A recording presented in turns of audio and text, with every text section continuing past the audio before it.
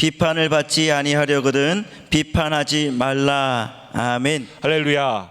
우리 영상으로 또 현장에서 들으시는 우리 귀한 성도님들에게 하나님의 은혜가 많으시기를 예수 그리스도의 이름으로 축원드립니다.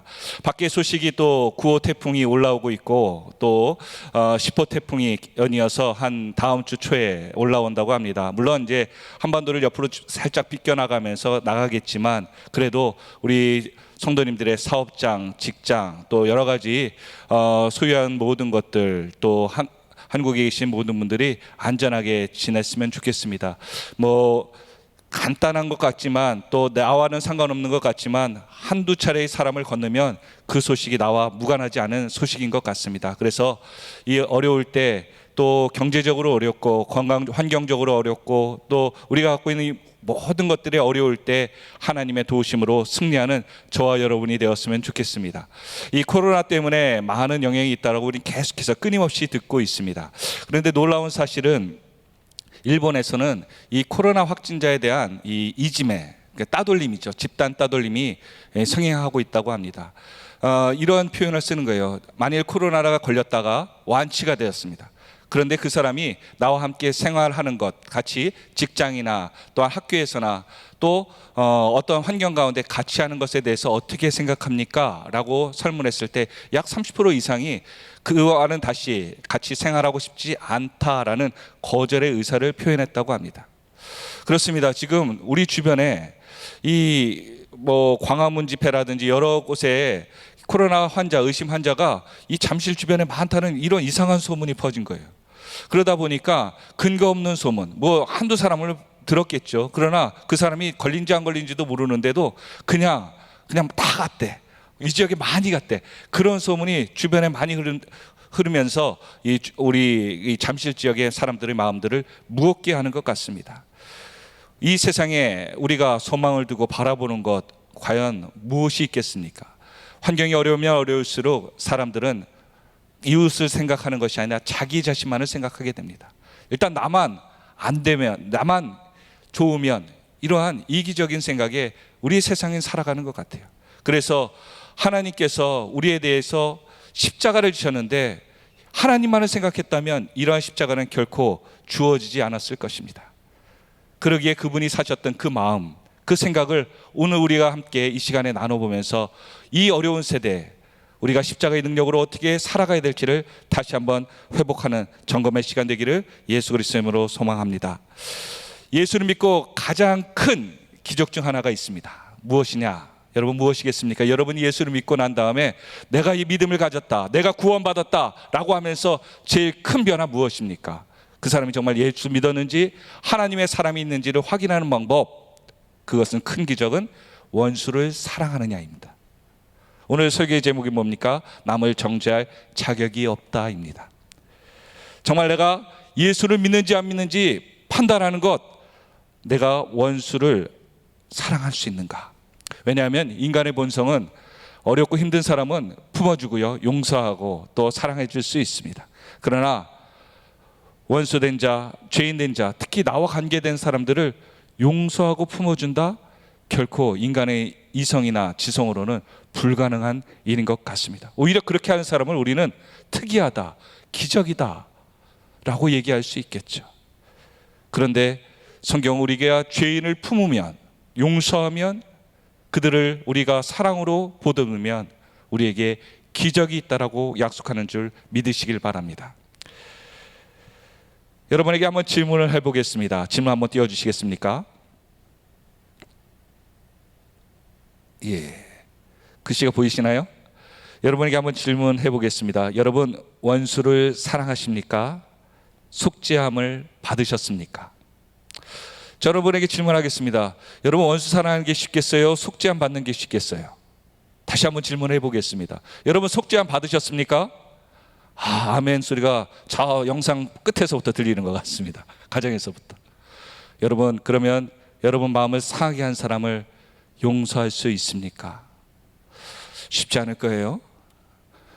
가족 가운데도 내 말을 듣지 않은 그 왼수 같은 사람들, 나를 무시한다고 생각하는 왼수 같은 사람들, 남편들은 보통 이런 마음들을 갖죠. 열심히 일해서 아내에게 돈을 바쳤는데 아내가 밥을 안 차려주는 거예요. 나를 무시하는 거 아닌가? 라고 느낄 수 있는 저만의 생각이었나 봅니다. 아무튼 이렇게 우리가 사소한 것에, 원수는 멀리 있지 않은 것 같아요. 내 주변에 나를 잘 아는 사람, 그 가운데 나를 힘들게 하고 나를 이해해주고 용납해 줄 수 있다고 생각한 사람이 조그만 문제, 별것 아닌 문제 때문에 갈등하는 것, 거기서부터 나오는 것 같습니다. 그런데 놀라운 사실은 아까 질문이 뭐였습니까? 원수를 사랑하는 것, 그다음에 속죄함 받은 것에 대한 질문이었죠. 근데 놀라운 사실은 속죄함 받은 것과 원수를 사랑하는 것은 같은 의미라는 것입니다. 다시 한번 말씀드리겠습니다. 속죄함 받으셨습니까? 그 사람은 원수를 사랑할 줄 아는 사람이라는 거예요. 아까 질문을 한번 다시 한번 돌아가 볼까요? 원수를 사랑하는 게 쉬워요? 속죄함 받은 게 쉬워요? 우리는 속죄함 받은 것, 예수님이 살려주셨으니까 나는 속죄함 받았는데 용서하는 것은 힘들어요 라고 얘기하시지만, 여러분, 어느 것이 대가 지불이 큽니까? 속죄함은 그냥 이루어지는 것이 아니고요, 독생자 아들 예수님을 어떻게 하는 거예요? 나의 죄 때문에 십자가에 죽이는 거예요. 죽음으로써 얻은 것이 속죄함입니다. 그런데 원수를 용서하는 것은 죽음이 필요한가요? 그렇지 않더라고요. 사람을 죽여서 용서하는 것이 아니고요, 그 사람을 내 마음으로 푸는 것이 용서함인데, 사랑하는 건데, 우리는 주님이 나를 살리기 위해서 그분의 자녀를 죽이신 것에 대해서는 가볍게 여기고 내가 다른 사람을 용서하는 것을 무겁게 생각한다는 거예요. 성경에는 이 비유를 탕감받은 달란트 비유로 얘기하더라고요. 어떤 사람이 왕에게 1만 달란트를 빚졌다고 합니다. 그가 탕감받고 그것을 안 갚아야 된다고 이야기를 듣고 기분 좋아서 가는 길에 보니까 자신에게 100데나리온 빚진 자를 만납니다. 너무나도 이 사람에게 이 돈을 받아야겠기에 이 사람에게 조르고 졸랐는데 안 주길래 이 100데나리온 빚진 자를 감옥에 가둬버립니다. 그리고 고소해요. 여러분, 이 용서의 비유가 이렇습니다. 1만 달란트, 지금의 돈으로 약 5조에서 6조 원이라고 합니다. 여러분, 속죄함 받으셨죠? 얼마의 돈으로 속죄를 비교한다고요? 5조에서 6조. 내 주머니는 아무것도, 은행에도 아무것도 없는데 하나님은 너에게 5조와 6조의 탕감을 해줬다, 용서했다는 거예요. 그런데 우리가 사소하게 다른 사람과 부딪히는 그 100데나리온은요, 지금의 돈으로 한 100만 원 정도밖에 안 된다고 합니다. 정말 비양심적이죠? 나는 하나님 앞에서 5조 원, 6조 원을 용서함 받고 사는 인생인데, 사람들의 관계 가운데는 100만 원도 후하게, 쿨하게 용서 못하고 마음에 평생 안고 사는 인생이라고 그러는 거예요. 왜 용서하기 힘들까요? 왜 비난하고 정죄하는가요? 바로 자신의 죄를 온전히 깨닫지 못하기 때문입니다. 우리 이제는 어디서 깨달을 수 있습니까? 십자가 앞에서, 십자가의 능력으로만이 가능하다는 거예요.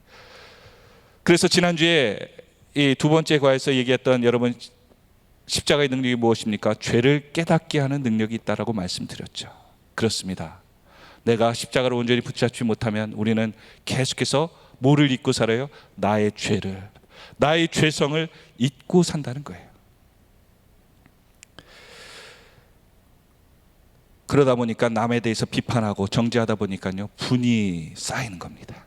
그리고 결국 이 분이 폭발해서 내 주변의 사람도 다 망치고 심지어 나의 삶까지도 잃어버리는 경우를 우리는 수없이 바라보게 됩니다.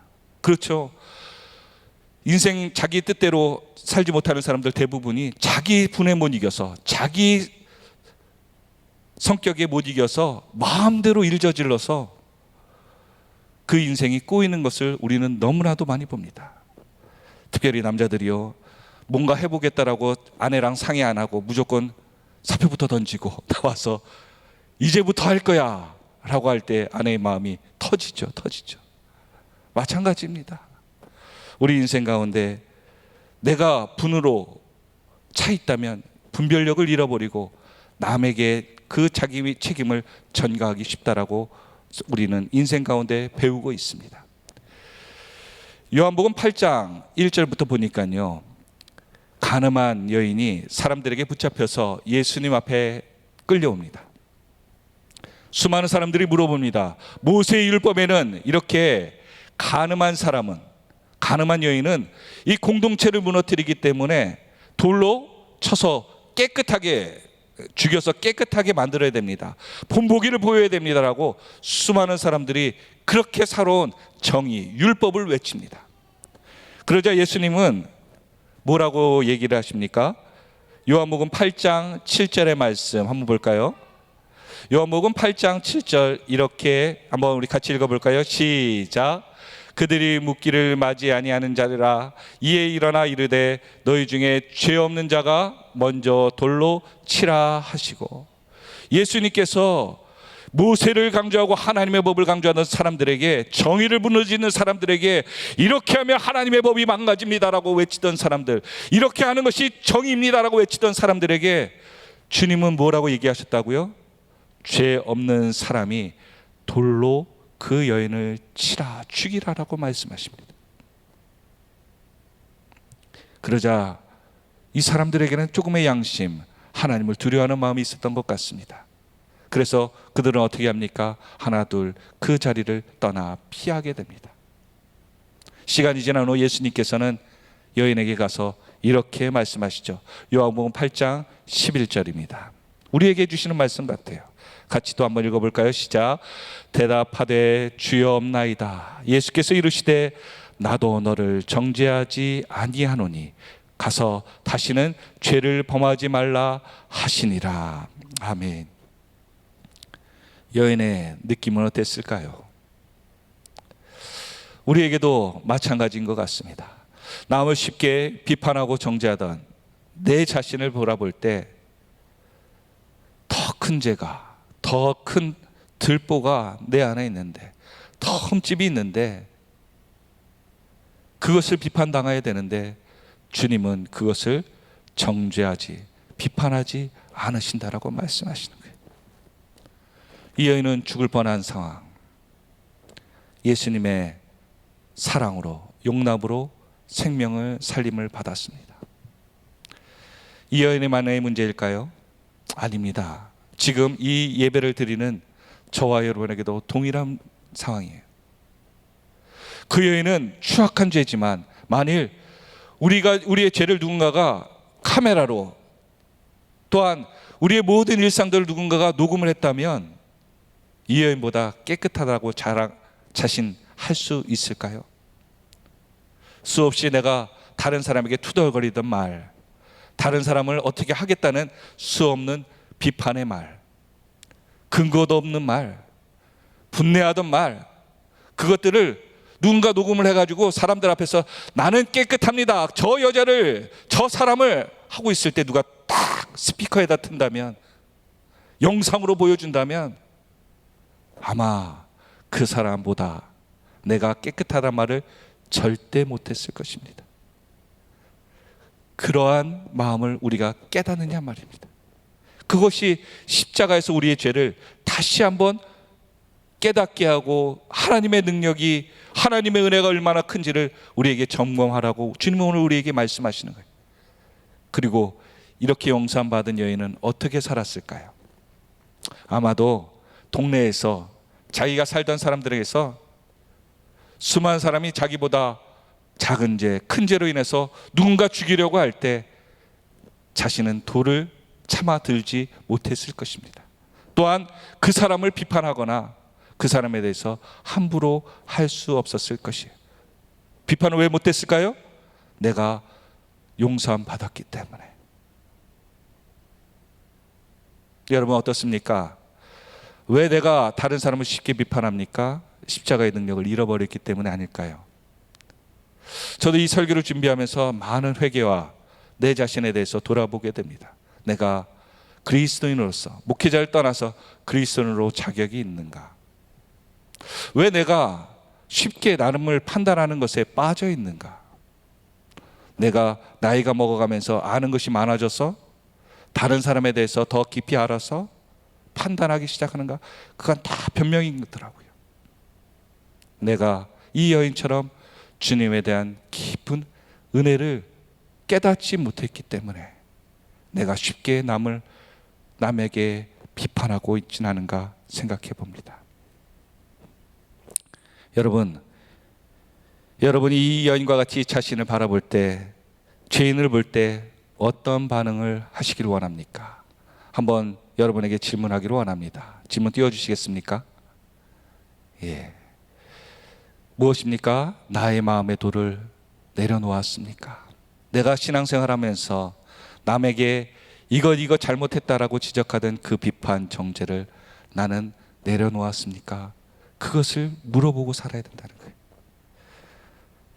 자, 여러분에게 다른 질문 한번 해볼까요? 자, 두 번째 질문 한번 보여주시겠습니까? 자, 같이 한번 읽어보겠습니다. 시작. 지금까지 나보다 더 악질인 사람을 본 적이 있습니까?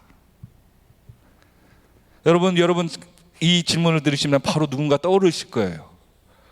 나보다 더 정말 악질인 사람 떠오른다면 그분은 주님의 십자가를 아직도 온전히 경험하지 못한 분이라고 얘기할 수 있습니다. 바울은 자신을 뭐라고 얘기했습니까? 죄인 중 괴수다. 하나님이 용서할 수 없는 사람이다. 그러기에 십자가의 능력을 아는 사람들은 누구도 자신을 의롭다 여기지 못하고요, 남들이 자기보다, 내가 그 사람보다 더 높다, 의롭다라고 얘기할 수 없다는 거예요. 세상 사람도 이렇게 얘기합니다. 세상 사람들이 다 그렇기 때문에 그럴 수 있어 라고 얘기하지.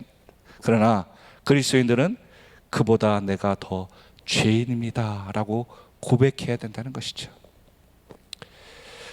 40년간 목회에 성공하신 그 목사님께서 성공의 비결을 어떤 분들이 물어보셨다고 합니다. 그러자 이분이 이렇게 얘기했대요. 교인 불평 노트를 준비하셨답니다. 이 노트를 딱 준비했어서 성도님들이 교회 불평 불만, 누구에게 불평이 있다 그러면은 그 노트에다가 적으셨다고 합니다. 싹 적으셨대요. 그대로 적으셨대요. 그 다음에 그분에게 보여주셨습니다. 성도님이 얘기하신 내용이 맞습니까? 맞다면 여기다 사인해 주십시오. 그러니까 몇 차례 그걸 하다 보니까요, 성도님들이 와가지고 목사님한테 불평 불만을 안 하더래요. 그래서 교회가 불평 없이 불만 없이 아름답게 목회를 마무리할 수 있었다라고 얘기합니다. 이 비슷한 사례가 오늘 이 교회 보니까요, 이 소문 실명제를 하더라고요. 뭔가 들어봤더니 어느 분이 교회에 대해서 이런 소문을 들었습니다 라고 다른 사람에게 얘기할 때는 꼭 뭘 얘기하냐면 누구에게 들었다를 꼭 얘기해야 된대. 끝마무리에. 그리고 그런 것들이 누군가를 밝힐 수 없으면 내가 한 말이라고 자기 이름을 꼭 거기다 붙여서 얘기해야 된다고 합니다. 그러니까 누구가 뭐 어떻게 됐대요 라고 하면 누구에게 들은 얘기라고 얘기하든지 아니면 자기 얘기라고 얘기하든지 둘 중에 하나라는 거예요. 그러니까 교회에서 나쁜 소문들, 비판하는 소문이 싹 사라졌다고 합니다. 우리 교회도 조금 해봐야 되는 거 아니겠습니까? 내가 하더라, 정말 그렇습니까? 라고 그 사람에게 물어본다면 주저주저합니다. 왜요? 내 생각이 거기 들어있기 때문에, 내가 동조하기 때문에. 그럼 그 사람이 악한 것이 아니라 결국 누가 악한 거예요? 그 말을 전하는, 동조하는 내가 악한 거예요. 근데 그것을 모르고 그 사람이 이견인 양, 자기는 거기서 말을 전하는 양 얘기하고 있지만 나는 거기에 말을 더하는 악한 사람이라는 것도 깨달아야 된다는 것입니다. 그렇다면 이 어려울 때 이러한 십자가의 능력으로 나는 이 죄악된 것에 벗어나기 위해서 어떻게 할 것인가? 간단히 세 가지 한번 보기로 원합니다. 첫 번째는요, 십자가의 능력으로 우리는 깨달아야 된다라고 얘기하죠. 마태복음, 오늘 본문에 있는 마태복음 7장 1절부터 5절의 말씀입니다. 한번 보시겠습니까? 비판을 받지 아니하거든 비판하지 말라. 너희가 비판하는 그 비판으로 너희가 비판을 받을 것이요, 너희가 헤아리는 그 헤아림으로 너희가 헤아림을 받을 것이니라. 어찌하여 형제의 눈 속에 있는 티는 보고 내 눈 속에 있는 들보는 깨닫지 못하느냐? 보라, 내 눈 속에 들보가 있는데 어찌하여 형제에게 말하기를 나로 내 눈 속에 있는 티를 빼게 하라 하겠느냐? 같이 한번 읽어볼까요? 시작. 외식하는 자여, 먼저 내 눈 속에서 들보를 빼어 그 후에야 밝히 보고 형제의 눈 속에서 티를 빼리라. 아니, 목사님, 그러면 다른 사람에게 충고도 못합니까? 그런데 말입니다. 어떤 아이가 교회에서 막 뛰어다니더래요. 그래서 장로님이 막 야단치면서, 아이 신성한 교회에서 어떻게 뛰어다녀? 막 그러면서 야단을 쳤대요. 그러니까 아이가 교회를 안 나와버렸답니다. 그 아이가 자라면서 교회 다니는 사람은 박해, 고집불통이야 그러면서 교회 다니는 사람들을 수없이 핍박했대요. 그분은, 성도님은 분명히 교회를 위해서 선한 마음으로 그러한 일을 했겠지만 결과는 어땠습니까? 더 안 좋은 방향으로 풀어간 거예요. 지혜가 필요한 것이죠.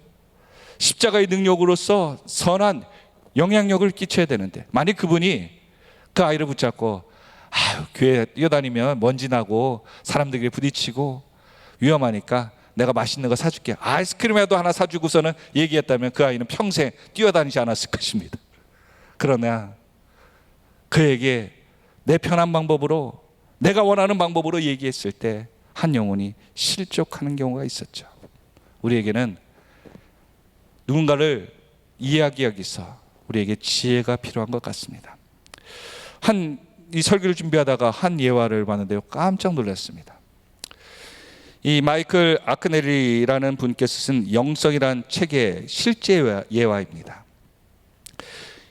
영국 목사님께서 설교 후에, 어느 날 설교 후에 광고 시간에 이렇게 얘기했다고 합니다.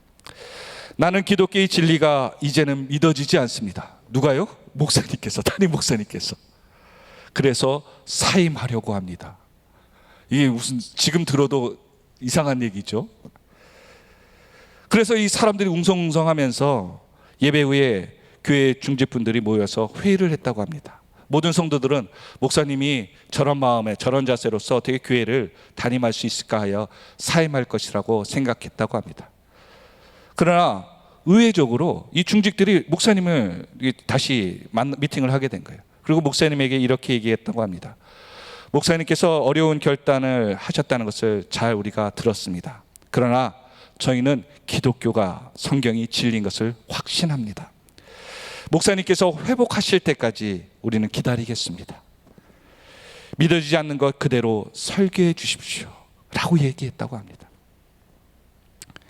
그 후 이 목사님이 3년간 설교를 하신 거예요. 근데 어떻게 설교하다고 나오냐면, 목사님께서 설교하시면서 한 부분을 얘기하면서 이 부분은 안 믿어지지만 그러면서 설교하셨다는 거예요. 이건 말도 안 되지만, 이건 증명할 수 없지만, 이러면서 3년 동안 설교하셨다는 거예요. 대단하죠. 저도 이 예를 들어서, 야, 성도님들이 더 대단하다. 믿겨지지 않는다는 그 설교 강단에 어떻게 3년 동안 성도들이 그대로 그 목사님의 설교를 들었을까? 그런데 어느 날 그 주일에 설교하시는 목사님의 설교를 듣고 성도들이 울기 시작하는 거예요. 알고 보니까 어느 순간인가 이 목사님의 설교가 믿음의 설교를 시작한다는 것을 성도들이 마음으로 깨달았다는 겁니다. 목사님은 이렇게 고백했다고 합니다. 제가 다시 믿음을 찾을 수 있도록 기다려주신 것 감사합니다. 제가 하나님의 회복하심을 여러분들이 정말 확신을 가지고 기다려주셔서 제가 이제 믿어집니다. 그리고 이렇게 고백하셨다고 하죠. 나는 예수님께서 내내 우리 교회 성도들 가운데 숨어 계셨음을 이제야 알았습니다. 여러분 어떻습니까?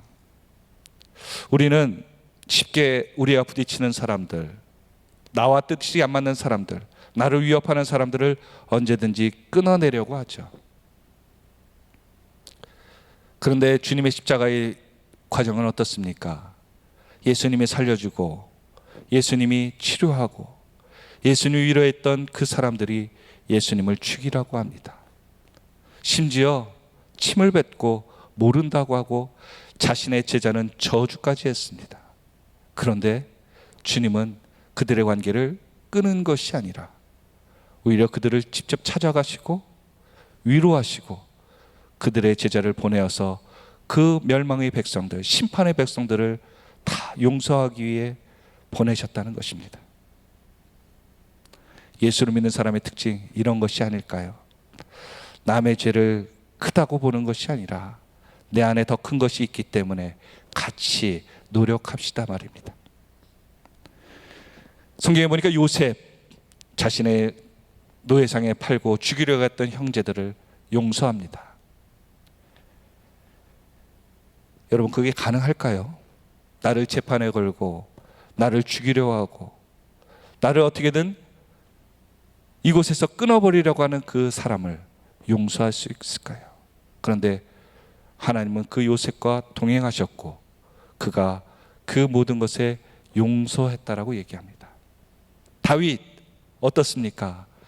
다윗은 자신을 죽이려던 사울 왕의 가족들을, 후손들을 자신이 왕이 된 이후에 끝까지 돌봅니다. 사무엘하 9장 3절에 그 놀라운 비유를 얘기하십니다.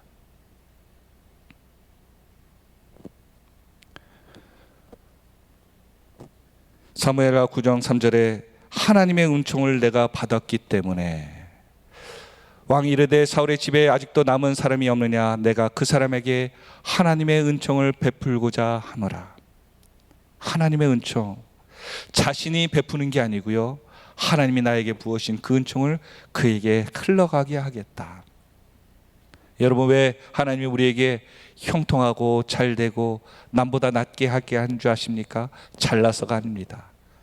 똑똑해서가 아닙니다. 힘이 있어서가 아닙니다. 외모가 뛰어나서가 아니에요.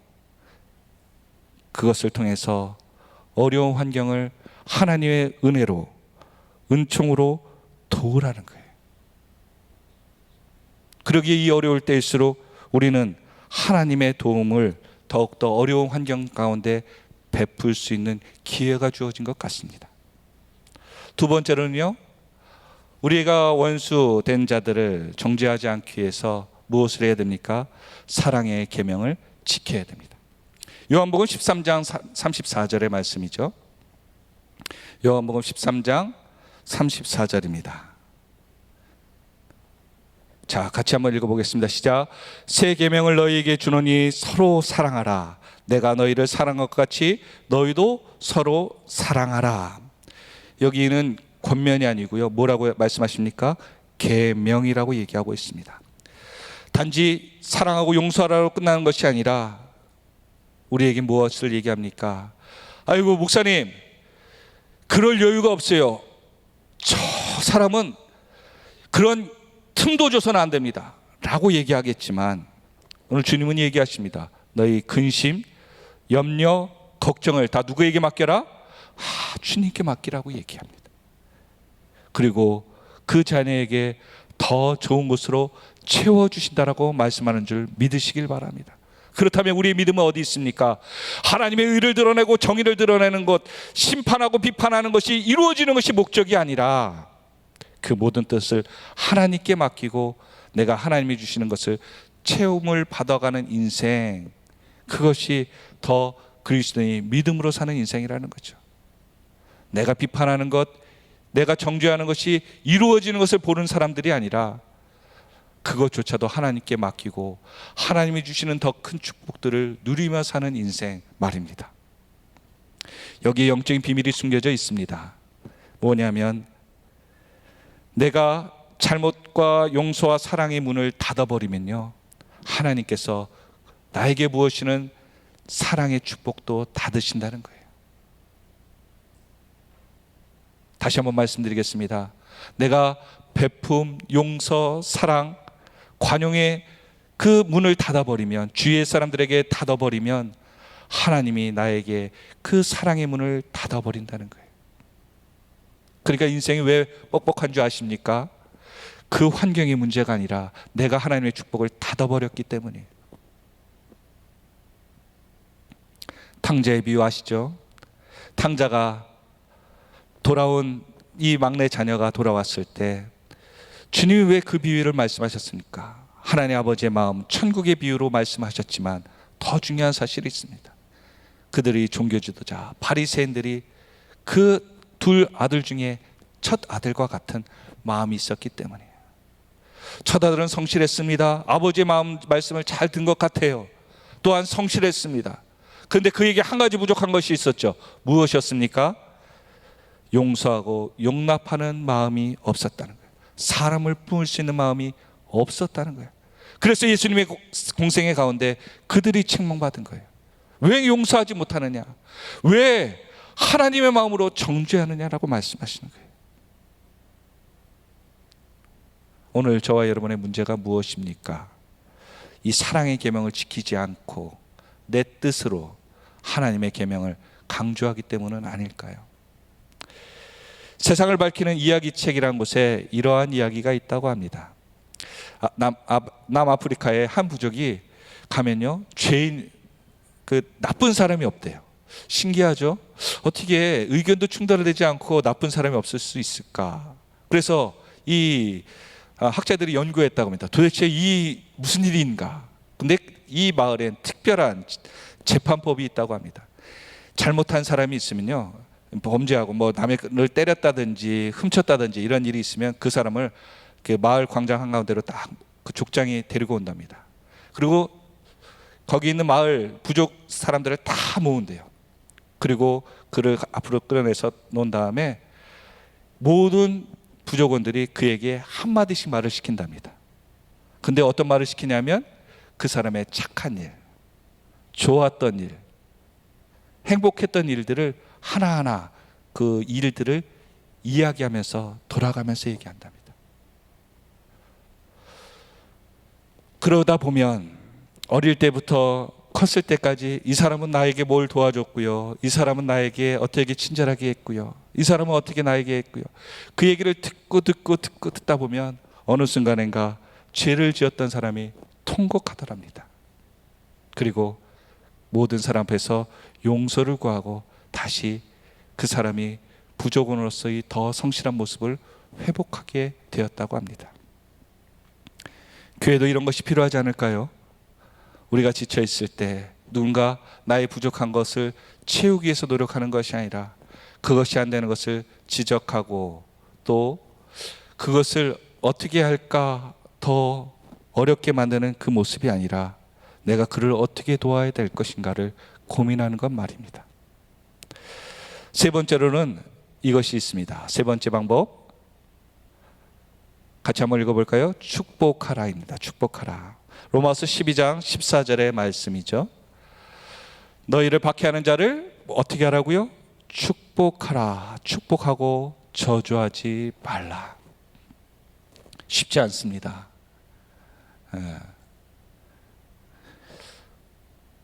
아까 이야기 부족이 얘기를 했었는데요. 저희가 하늘비전교회에서 DTS 훈련이 있어서 그 가운데 프로그램 하나를 과정 가운데 축복하는 멘트가 있더라고요. 프로그램이. 그래서 어떻게 하냐면 한 사람이 그 팀원이 앉아 있으면 주변에 팀원들이 그를 축복하는 멘트를 다 하는 거예요. 칭찬과 축복의 멘트를 돌아가면서. 그래서 제가 안산에 있을 때 이 DTS를 배우자마자 바로 그 다음 주에 그 셀 리더자들에게, 그룹 리더자들에게 그대로 교육을 전달 강습을 했습니다. 그래서 그것이 굉장히 마음에 감동이 와서 그분들에게, 이 팀원들에게 앉아서, 셀 리더자들에게 앉아서 한 분 한 분 앞으로 나와서 앉고 다 돌아가면서 하는데, 그 전에 좀 그 부서들을 운영하는 데 있어서 선생님들의 의견 차가 좀 있었던 것 같습니다. 근데 그것이 갈등이 해결되지 않고 있는 상황이었던 것 같습니다. 갑자기 자신에 대해서 비꼬고 비판했던 그러한 거라고 생각했던 그 사람들의 입술에서 그를 칭찬하고 고마워하고 감사하는 언어를 듣는 그분들이 우는 거예요. 펑펑 우는 겁니다. 그래서 저분은 정말 많이 마음이 힘들었나 보다 그랬더니 다음 분이 오는데도 두세 분만 얘기를 해도 그냥 또 펑펑 우는 거예요. 그 모임들이, 그 시간이 정말 회복의 시간이었고 또 그 모든 것이 끝났을 때 얼굴들이 환해지더라고요. 왜 그럴까? 왜 그럴까? 우리에게는 비판이 필요한 것이 아니라, 정죄가 필요한 것이 아니라 축복이 필요한 사람이라는 것을 보여주는 것이죠. 로마서 5장 8절입니다. 우리가 아직 죄인 되었을 때 그리스도께서 우리를 위하여 죽으심으로 하나님께서 우리에 대한 자기의 사랑을 확증하셨느니라. 여러분에게 묻습니다. 여러분, 주님과 동행하는 거 좋습니까? 어렵습니까? 싫어요? 좋아요? 좋다고 얘기할 거예요. 주님과 동행하고 싶습니다 라고 생각하겠죠. 근데 반대로요, 주님이 여러분이랑 동행하는 거 원할까요? 안 원할까요? 누가 피곤할까요? 그 질문을 저도 듣는 순간 가우뚱하더라고요. 나는 주님과 동행하고 은혜 받고 싶고 어떤 형통의 삶을 살고 싶은데 주님이 나랑 동행했을 때 주님은 얼마나 피곤하실까. 필요할 때만 주님한테 도와달라고 하고, 또한 뭔가 아쉬울 때는 주님 모른 채 하고, 누가 더 피곤할까. 그런데 주님은 그분이 죽으심으로, 십자가의 능력으로 자신이 나를 사랑한다는 것, 나 김태형을, 나 자신을 사랑한다는 것을 증명해 보이셨다는 거예요. 여러분, 우리가 신앙생활하면서 어떻게 하나님 앞에 내가 하나님 사랑하는 것 증명하시겠어요? 주님은 독생자 예수를 죽여서 사랑하는 것을 증명하셨는데 말입니다. 십자가의 능력이 있는 사람들은 나를 죽여가는 것을 어려워하지 않습니다. 더 큰 것을 받았다고 깨달았기 때문에. 에베소 4장 3절에 이렇게 얘기합니다. 자, 마지막으로 같이 한번 읽어볼까요? 마지막 구절입니다. 시작. 평안에 매는 줄로 성령이 하나 되게 하신 것을 힘써 지키라. 축복은요, 우리를 하나 되게 합니다. 그것이 성령의 능력으로 가능한다는 거예요. 여러분 생각해 보십시오. 성령으로 하나 될 때 우리는 복된 사람입니다. 여러분 옆에 어떤 사람이 있기를 원합니까? 복된 사람이 있기를 원합니까? 망하는 사람이 있기를 원합니까? 그렇죠. 뭘 해도 되는 사람이랑 같이 있는 게 좋지 않겠어요? 공부도 똑똑한 자녀들이랑 친구들을 사귀라고, 좋은 친구들 사귀라고 부모들이 얘기하는 것처럼 우리의 신앙도 성령이 충만한 사람, 하나님이 함께하는 사람과 함께하기를 원하지 않습니까? 그러기 전에 내가 먼저 그 사람이 되어 누군가에게 찾아간다면 우리의 관계는 회복되어질 것입니다. 이 한 주간도 이 어려울 때일수록 누가 잘못한 것을 손가락질은 세상과 같은 생각을 하지 아니하고 내가 더 죄인입니다 라고 낮아질 수 있고, 십자가 앞에서 자신을 온전히 바라보아 내가 더 죄인입니다 라고 고백할 수 있는 저와 여러분, 기독교가 되어 십자가의 능력으로 오늘도 승리하는 하루하루가 되시기를 예수 그리스도의 이름으로 축원드립니다. 기도하겠습니다.